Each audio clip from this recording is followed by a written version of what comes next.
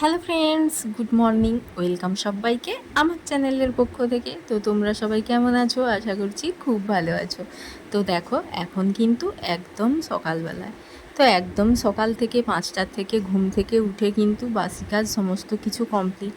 ঘর মোছা, তারপর বাসন ধোয়া, যা যা থাকে আরও কিছু, মেশিনে জল ভরা, তো এগুলো না 6টার মধ্যেই কমপ্লিট হয়ে যায়। মেয়ের স্কুলের গাড়ি যেহেতু 6টায় থাকে, তো 6টার অনেক আগেই কিন্তু ঘরের কাজগুলো সেরে ফেলি। তো তারপর ওকে গাড়িতে তুলে মনটা শান্তি করে তারপর আর যা কিছু কাজ সেগুলো করতে পারি। তো ওকে গাড়ি থেকে তুলে দিয়ে এসেছি। এখন হচ্ছে এই যে জামা কাপড় সব ভিজিয়ে রাখলাম, যেগুলো কাচা হবে। তো চাটা কিন্তু তার আগেই কিন্তু আমার চাটা হয়ে গেছে। চাটা ফুটতে তো একটু টাইম দিই, তো সেই কারণে এই যে চাটা এখন বন্ধ করলাম। তারপরে যার যখন সময় হবে তখন গরম করে আবার খাওয়া হবে। আর এই একজনকে দেখো স্কুলে যেতে হবে, উপরের থেকে নেমে এসে আবার নিচে এসে ঘুমাচ্ছে। তারপর কোনো রকমে ডেকে তুললাম, তুলে খাওয়ালাম। তারপর আমিও এই যে চা নিয়ে বসে পড়লাম, চা আর অল্প কটা মুড়ি। তো এটাই হচ্ছে আমার সকালের টিফিন।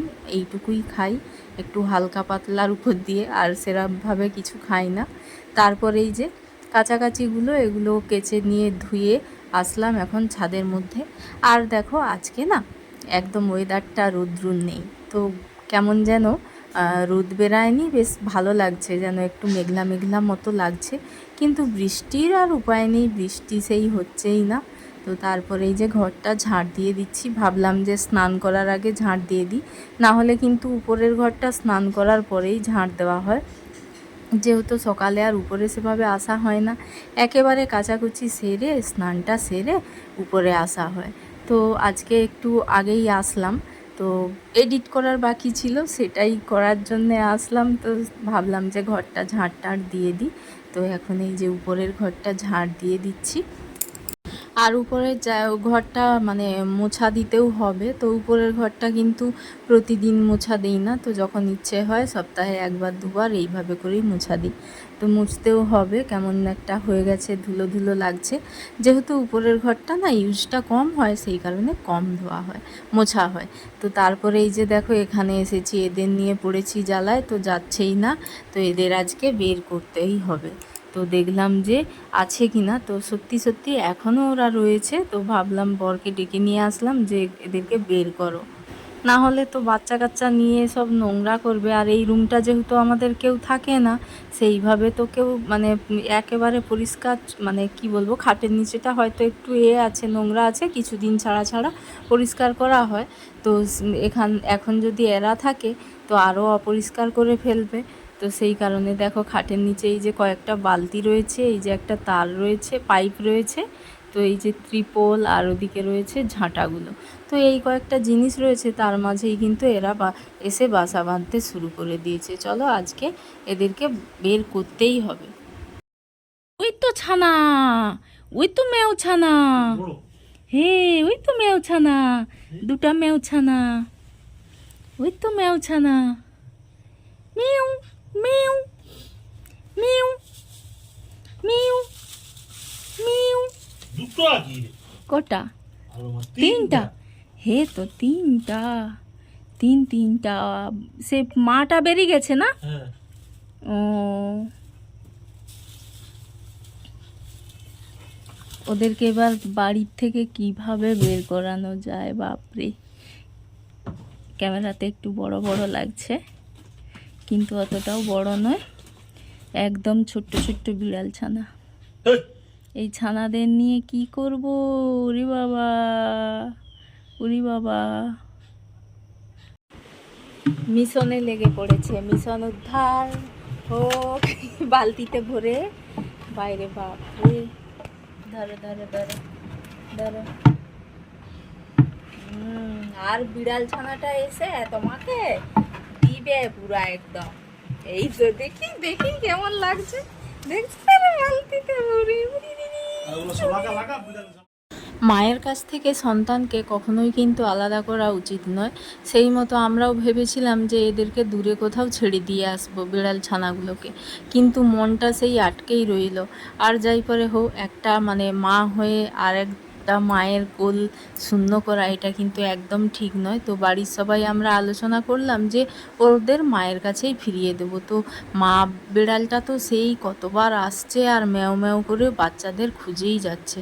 তো তারপর না বাচ্চাগুলোকে একটু ফাঁকের দিকে ওর মাকে মানে চোখের সামনে দেখিয়ে বাচ্চাগুলোকে রেখে দিয়েছিলাম। তো তারপর দেখি 3টে বাচ্চাকেই ওর মা কখন কখন নিয়ে চলে গেছে। আমরা পেছন থেকে দাঁড়িয়ে লক্ষ্য করছিলাম, কারণ অন্য কিছুতে তো বাচ্চাগুলোকে খেয়ে নিতে পারে। তো সেই কারণে না আমার শ্বশুরমশাই দেখে মানে আড়াল থেকে লক্ষ্য রাখছিল যে ওর মা নিয়ে যায় কিনা ওদের। তো ওদের মা কিন্তু খানিকক্ষণের বাদেই কিন্তু নিয়ে চলে গেছে। তো এটা দেখে মনটা শান্তি হলো, অন্য জায়গায় ওরা চলে গেছে। তো বাড়িতে দেখো থাকলে কি বলো তো এখানে ওখানে ঘোরাঘুরি করবে, তারপর খাবার দাবারে মুখ দেবে। তো এটা তো ঠিক নয় না, সেই জন্যেই কিন্তু ওদেরকে একটু তাড়িয়ে দিলাম, এই যা। তো অন্য কোথাও গিয়ে ওরা থাকুক। তারপর দেখো একেবারে স্নান টান সেরে আসলাম, আর ঘরের অবস্থা একটু অগোছালো, সেগুলোকে একটু গোছাতে হবে। এই কয়েকটা শাড়ি কয়েকদিন থেকেই পড়ে রয়েছে, তো এগুলোকে এখন ভাঁজ করে আলমারিতে তুলতে হবে। আর আলনাটাও দেখতে পাচ্ছ একটু অগোছালো আছে, তো এটাকেও একটু গোছাতে হবে। এত জিনিসপত্র হয়ে যাচ্ছে পরপর দিন যত যাচ্ছে, তো মনে হচ্ছে যে আরও ফার্নিচার কিনি। তো আমাদের বাড়িতে জানো তো আলমারির অভাব নেই, প্রত্যেকটা রুমের মধ্যে আলমারি রয়েছে একটা করে, মানে কি বলবো একটার বেশি করেও রয়েছে। তবুও না জামা কাপড় জিনিসপত্রের মানে প্রচুর হয়ে যাচ্ছে, তো কোথায় রাখবো খুঁজেই পাচ্ছি না, এরকম একটা ব্যাপার। আর আমার কিন্তু ফার্নিচার কিনতেও খুব ভালো লাগে, শুধু আমার রুমের মধ্যে না আর রাখার জায়গা নেই। তো বাইরেও কোথায় রাখবো, একটা আলমারি রুমে যতটা ভালো লাগে বাইরে কি অতটা মানায়? তো যে মানে যেখানে মানানোর জিনিস তো সেখানেই তো রাখতে হবে। তো দেখো তাই না কিছু নিতে পারি না, এই মানে ছোট ছোট শোকেস মতো এগুলোই কিন্তু নেওয়া হয়েছে পরে পরে। তো আরও ইচ্ছে রয়েছে পরে এরকম ছোট্ট ধরনের নেব। তো আলমারি আর নিয়ে রাখার সত্যি জায়গা নেই। আমার শাড়ি দেখো কি অবস্থায় আছে, পুরো আলমারি ভর্তি। মানে আমার সত্যিকারের এখন একটা আলমারি খুবই দরকার, কিন্তু কোথায় রাখবো সেটাই ভেবে আর নেওয়া হচ্ছে না আর কি, এই এক ব্যাপার রয়েছে। তো এত জিনিসপত্র কোথায় রাখবো, দেখো ব্যাগটাকে ঝুলিয়ে রেখেছি ওখানে, ওটা আলমারির মধ্যে রাখলে একটু গুছিয়ে রাখা যেত। তো কিন্তু আলমারির মধ্যে জায়গা কোথায় বলো, এই জন্যে না সব মানে এলোমেলো। আর খাটের ভেতরে তো পুরো একদম জামা কাপড়, তো আরও জিনিসপত্রে পুরো একদম বোঝাই করা রয়েছে। তো একটু রেস্ট নিলাম কাজ সেরে, তো ঘরটা গুছিয়ে করে তারপর এই যে সোজা আসলাম পুজো দিতে। পুজো দেওয়া কমপ্লিট হয়ে গেছে।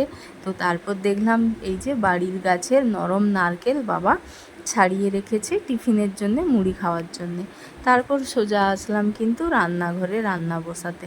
এই যে ভাত আর মসুরের ডাল হবে, আগে এটাই বসিয়ে দিলাম। তারপর আর কি বাকি রান্না করি না করি সেটা তো তোমরা দেখতেই পারবে। উনুনটা আজকে জ্বলতে না একটু টাইম লেগেছে, দেখো এখনও কিন্তু ঠিকঠাকভাবে জ্বলছে না, ধোঁয়া হচ্ছে, তো খুব গরমও লাগছে। তো তার মাঝে এই যে হয়ে গেল মোটামুটি জেলে দিলাম। আর প্রতিদিনই ভাবি তোমাদের সাথে রান্না শেয়ার করব, সত্যি কথা বলতে ওই ডাল ওই মাছের ঝাল তো সিম্পল রান্না, তো সেগুলো আর কি দেখাবো তোমাদের। তো তাই না দেখাতে মানে কেমন জানি একটা লাগে। তো মনে হয় যেন ভালো কিছু যেদিন রান্না করব তো সেগুলো শেয়ার করব, রেসিপিগুলো। তো সেরকম তো একটা মধ্যবিত্ত ফ্যামিলিতে প্রতিনিয়ত হয় না, তো তাই সেভাবে শেয়ার করতে পারি না। তো এখানে মাছ মোলা হবে, শাক ভাজা, কুঁদরি পোস্ত, আর হচ্ছে ডাল করেছি। তো এই রান্নাগুলো করেছি, আর উচ্ছে ভাজা। তো আজকে এই কয়েকটা রান্না। তো পেঁপে দিয়েছি টুকাইয়ের জন্যে, ডাল আর পেঁপে দিয়ে ওকে খাওয়াবো। রান্না তো কমপ্লিট হয়ে গেল, আর আজকে কিন্তু অনেকটা তাড়াতাড়ি রান্না কমপ্লিট করেছি। তো আজকে অনেকটা তাড়াতাড়ি রান্নাঘরে এসেছিলাম, তাই কিন্তু তাড়াতাড়ি হলো। তো এরকম গরমের সময় কিন্তু তাড়াতাড়ি হয়ে গেলে ভালো লাগে। তো কাছাকাছি তো সারাদিনে 3বার করে করতেই হয়, সকালে একবার করেছি, আবারও দেখো এই যে এক বালতি কাছাকাছি করেছি।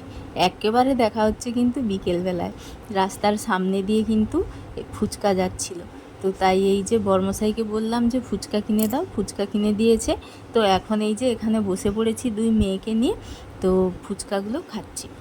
আর আজকে ভাবছি একটু বিকেল বিকেল থেকে কিনা রান্নাগুলো সেরে রাখবো। তো সন্ধেবেলাটা একটু ফ্রি থাকলে মনে হয় ফ্রি ফ্রি, আর কিছু কাজবাজও রয়েছে তো সেই কারণে একটু ফ্রি থাকবো। তো দেখো সন্ধ্যের অনেকটা আগে, আর রান্না সেরে একটু স্নান টান করলেও ভালো লাগে, একটু ফ্রেশ লাগে।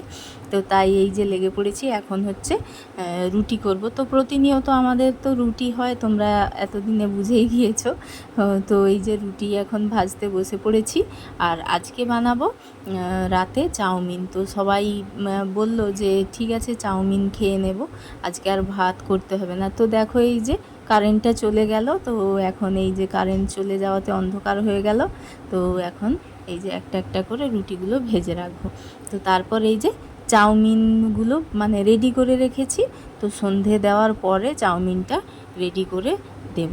তো একেবারে সন্ধে টন্ধে দেওয়ার পরে দেখো এই যে চাউমিন আমাদের একেবারে রেডি। তো হালকা করেই করেছি, শুধু আলু আর কুঁদরি দিয়ে। তো চলো আজকের মতো টাটা।